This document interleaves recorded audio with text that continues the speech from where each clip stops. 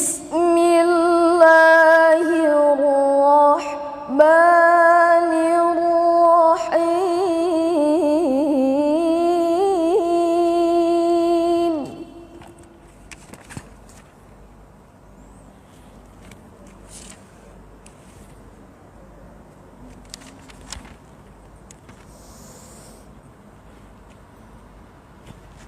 وَالنَّجْمِ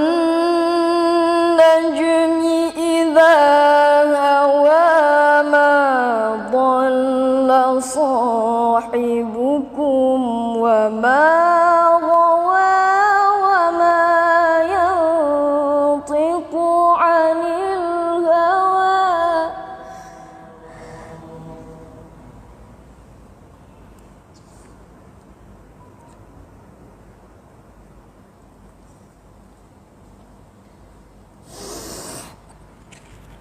إِنْ هُوَ إِلَّا وَحْيٌ يُوحَى عَلَّمَهُ شَدِيدُ الْقُوَى ذُو مِرَّةٍ فَاسْتَوَى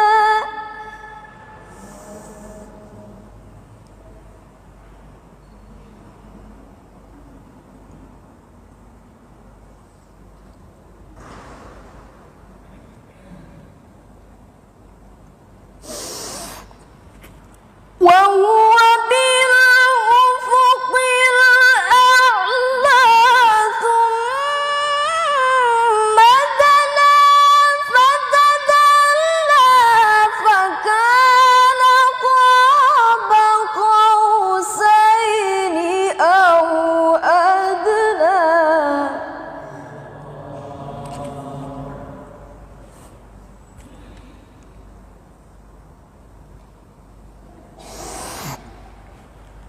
فأوحى إلى عبده ما أوحى ما كذب الفؤاد ما رأى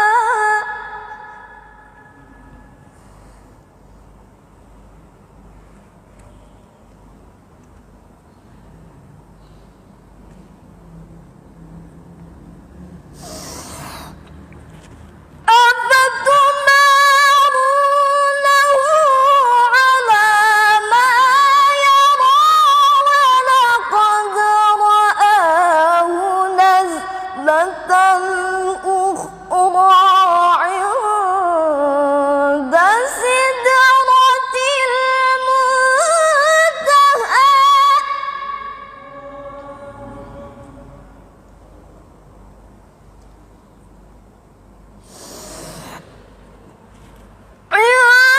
عندها جنة المأوى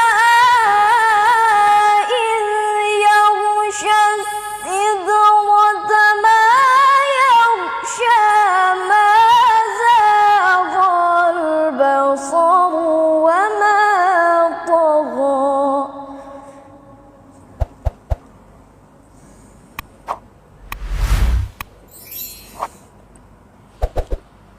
لقد رأى من آيات ربه الكبرى